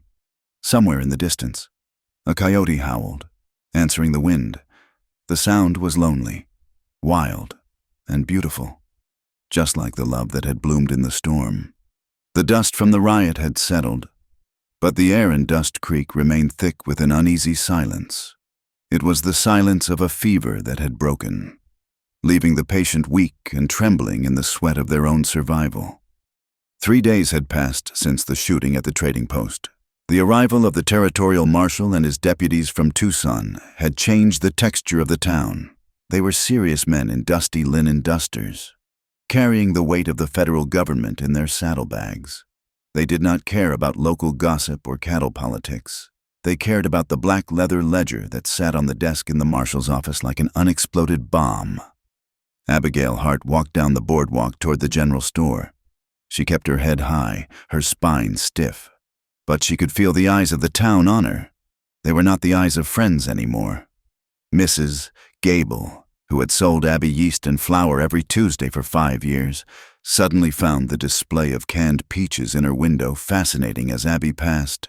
2 ranch hands, leaning against a post, stopped their conversation and spat tobacco juice into the dirt. The sound sharp and dismissive. The town was divided. Half the people were ashamed, staring at their boots, remembering how they had nearly lynched a woman because a rich man told them to. The other half were angry that the order of things had been overturned, angry that a savage had walked into their town and walked out alive, and angry at Abby for being the one to open the door. She was no longer the good girl of Dust Creek.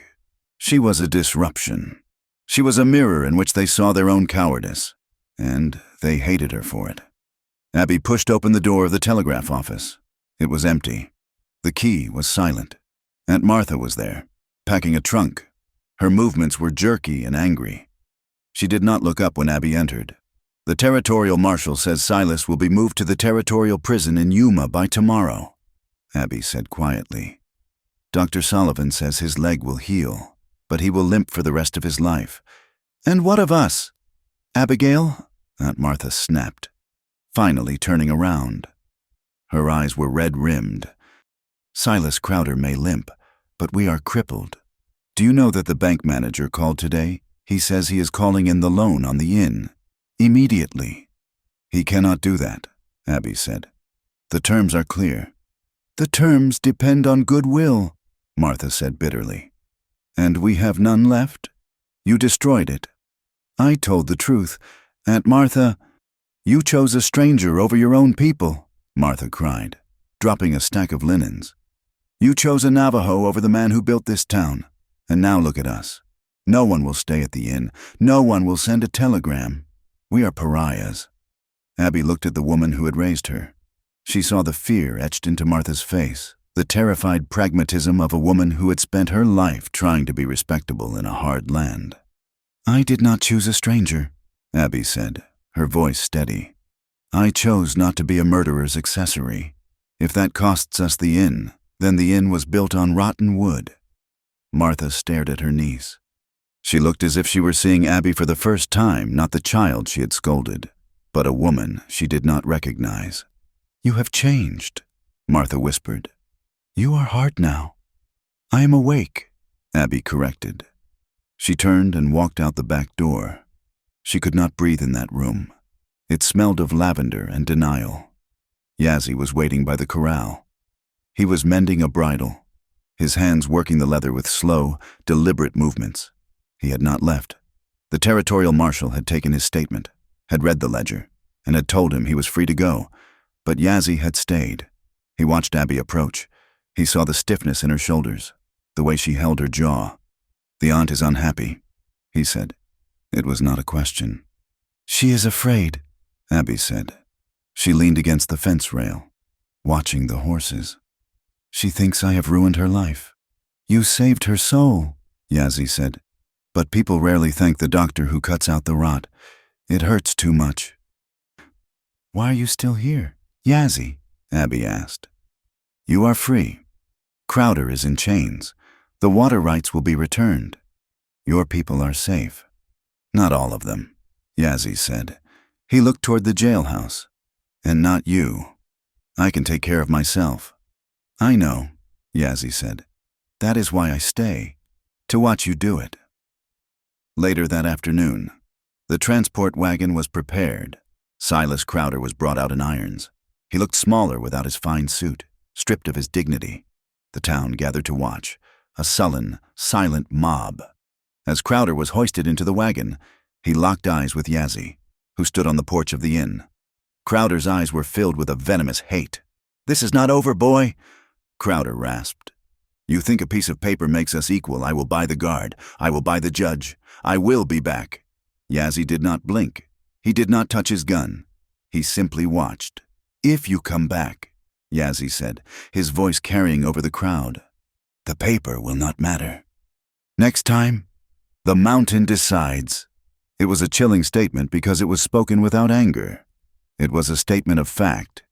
Yazzie had chosen not to kill Crowder in the street, not because he lacked the will, but because he refused to let Crowder's death define him.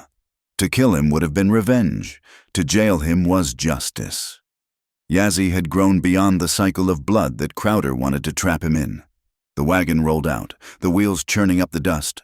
The king of Dust Creek was gone, but his shadow remained. That night, the heat did not break. The air was still and heavy. Abby could not sleep. She sat in the front room of the inn, the lights doused, watching the street through the window. Aunt Martha had gone to bed hours ago, weeping softly. The inn was empty of guests. A shadow detached itself from the alleyway across the street. Abby stiffened. She reached for the heavy iron poker by the fireplace. The shadow moved with a drunken stagger, but there was purpose in it. It was a man holding a bottle in one hand and something else in the other, a torch. It was one of the ranch hands who had been loyal to Luke Crowder, a man named Skinner, who had lost his job when the ranch was seized by the marshals. He stumbled toward the porch of the inn.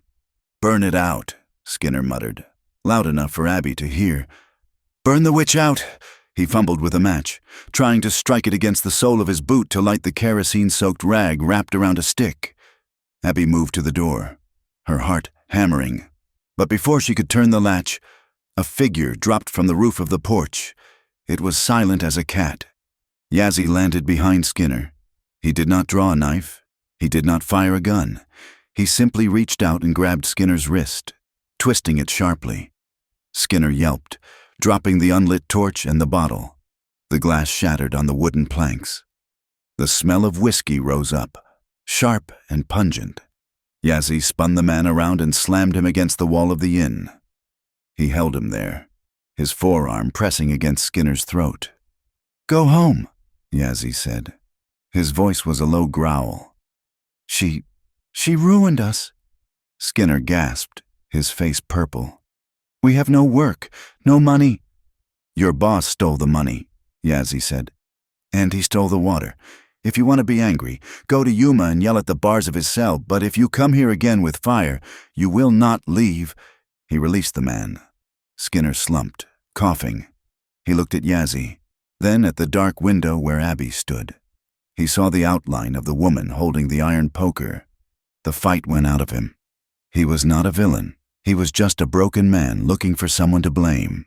He turned and stumbled away into the dark. Abby opened the door. She stepped out onto the porch. "You were sleeping on the roof," she asked. "The bed is too soft," Yazzie said. He kicked the broken glass aside. And the roof has a better view. Abby looked at the spot where the man had stood. They will not stop. Will they even with Silas gone? The hate is still here. The snake is dead, but the poison is in the blood. Yazzie agreed. It takes a long time to clear. I cannot stay here, Abby said. The realization hit her with the force of a physical blow. I cannot live in a town where I have to sleep with an iron poker in my hand. I cannot live where my aunt looks at me with shame every morning. Where will you go? I do not know, Abby said. Somewhere where the water is free. Yazzie reached into his pocket. He pulled out the leather thong with the turquoise stone. He had taken it back after the trial to retie the knot which had loosened. He held it out to her. This stone, he said, in my culture, it protects the traveler. It reminds us that the sky is wide. Abby took it. She felt the cool weight of it in her palm. You said it was a life debt, she said. I was wrong, Yazzie said. He looked at her, his eyes reflecting the starlight. It is not a debt. A debt is a chain. This is a choice. You saved yourself. Abby Hart. On the ledge, in the courtroom. You stood up. He took the thong from her hand and moved behind her. He tied it around her neck. His fingers brushed against her skin, warm and rough. Wear it, he said. Not because you belong to the Navajo, and not because you belong to me, but because you belong to the storm that made you. Abby touched the stone. It rested against her throat pulse. She felt a sudden, overwhelming sense of peace. The shame that the town had tried to pile on her shoulders crumbled away. She was not a fallen woman. She was a woman who had climbed out of the canyon. There is a place, Yazzie said quietly. 2 days' ride north. High country.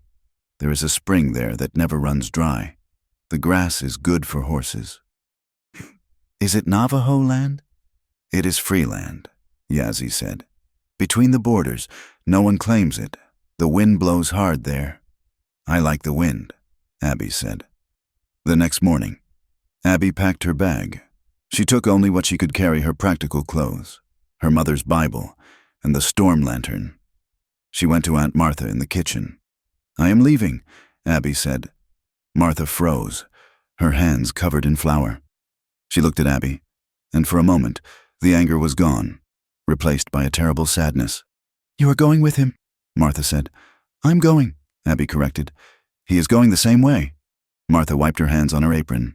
She walked over to the mantelpiece and took down a small tin box. She opened it and pulled out a deed. This is the deed to Buster, she said, handing the paper to Abby. And there is $50 in gold in the bottom of the box. Take it. Aunt Martha, I cannot. Take it, Martha insisted, her voice cracking. I cannot go with you, Abigail. I am too old to sleep on the ground. I am too afraid of what people think. That is my sin. But I will not let you go out there with nothing. She pressed the money into Abby's hand. Then, stiffly, she hugged her niece.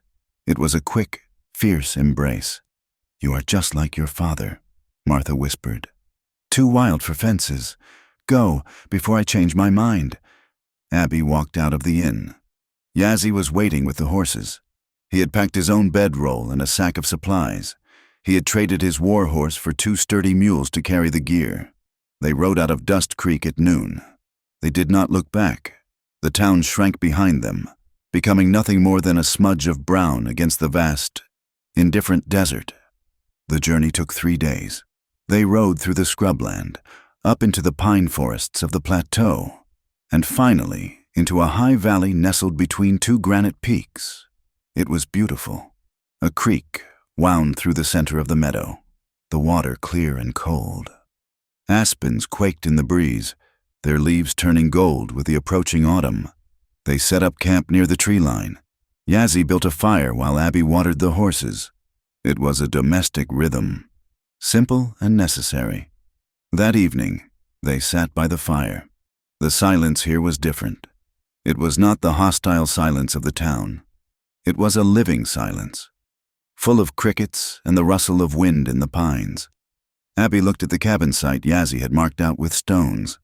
It will be hard work, she said, building a roof before the snow flies. We have time, Yazzie said, and we have wood. He looked at her across the fire. The firelight softened the sharp angles of his face. Abby, he said, you know why I brought you here. Because you are a scout, she said, smiling slightly. And you found the best water. Because I am a man, he said seriously. And I have seen many things. I have seen death. I have seen hate. But I have never seen a woman who could hold a lantern in a hurricane and not let the light go out. He picked up a stick and poked the fire. I do not offer you a name, he said. I have no name that the white world respects. I do not offer you gold. I offer you this fire and the work of my hands. Abby looked at him. She thought of Luke Crowder, with his promises of a big house and a silk dress, and the cold deadness in his eyes, and she looked at Yazzie, who offered nothing but himself and the truth. I was raised to be saved. Yazzie, Abby said softly, the damsel in the tower, waiting for the night, or the sheriff, or the rich husband. She reached out and took his hand. His palm was rough, calloused from the rope and the rifle. But I do not want to be saved, she said. I want to be chosen, every day, not because I am weak, not because I am a prize, but because I am your partner. Yazzie tightened his grip on her hand. A smile broke across his face, a genuine, rare smile that reached his eyes and made him look 10 years younger. Then I choose you, he said, today and tomorrow, and when the snow is deep. And I choose you, Abby said. He moved around the fire then. He sat beside her, not touching, just close. The heat of him was better than the fire. The roof will need to be pitched steeply, Yazzie said, looking at the stars. The snow is heavy here. I can mix the mud for the chinking, Abby said. I have strong hands.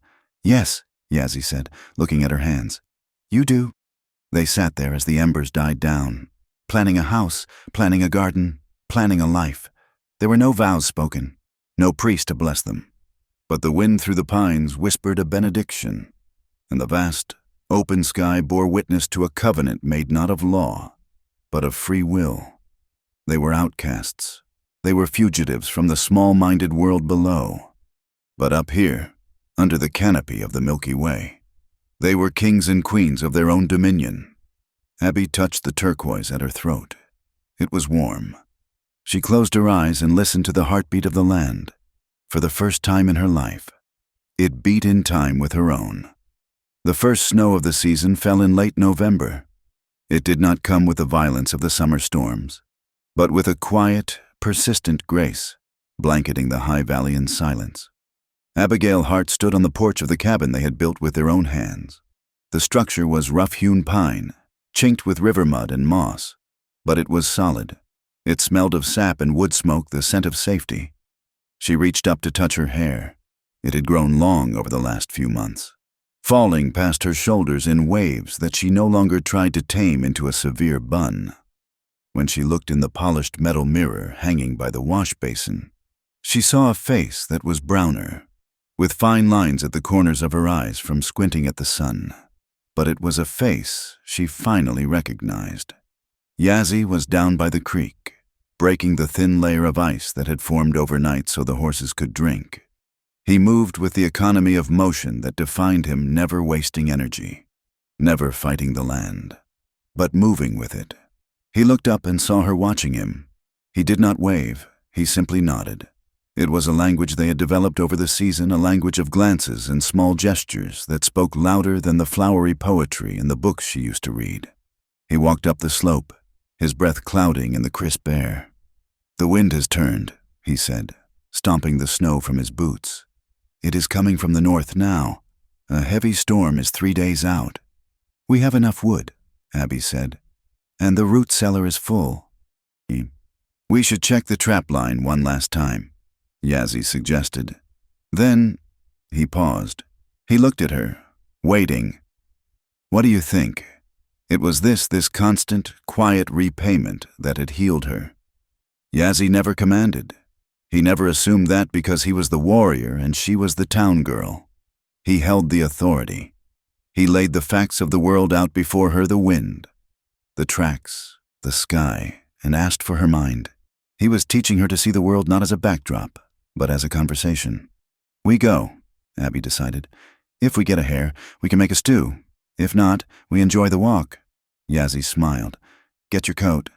They walked into the forest, moving silently over the pine needles cushioned by the snow. Yazzie stopped by a stand of aspen, pointing to a series of marks on the bark. "Elk," he said softly. "A bull. He rubbed his antlers here 2 days ago. See the height he is big."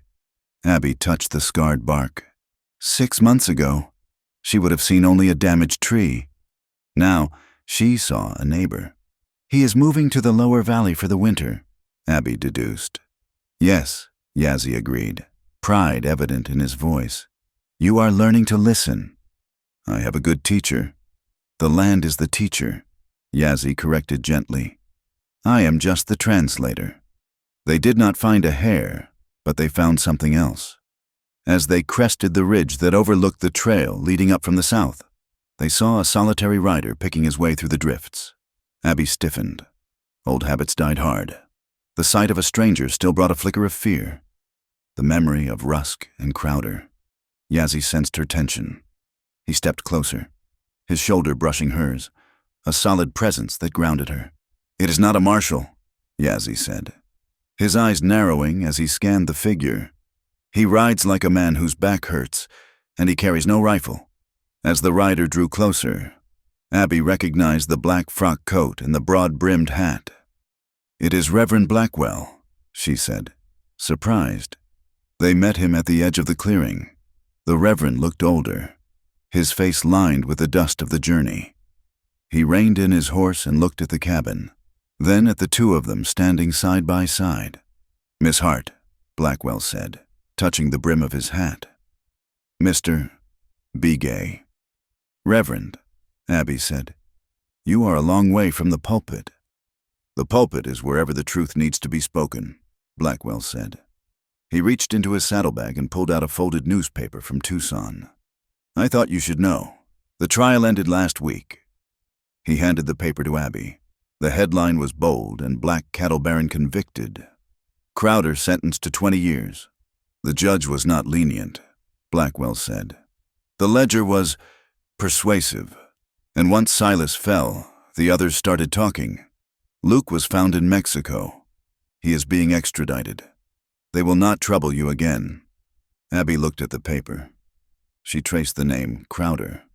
She expected to feel a surge of triumph, or perhaps relief. Instead, she felt a quiet lightness, like a burden she hadn't realized she was still carrying had finally slipped from her shoulders. "Thank you for bringing this," Abby said. She handed the paper back. Blackwell looked at her, confused. "Do you not want to keep it?" "No," Abby said. "That is yesterday's news." "Reverend, we are living today." The Reverend looked at her for a long moment. He seemed to be searching for the frightened girl who had typed telegrams in the back of a dusty office. He did not find her. "The town," Blackwell hesitated. "Many people have asked about you. Mrs. Miller, your aunt. They wanted me to tell you that." "Well, things are different now.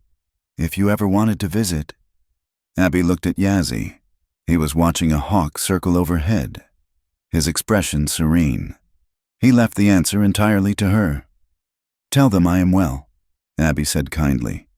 "Tell Aunt Martha I have a warm roof and a good life. But tell them I am home." The Reverend nodded slowly. He understood.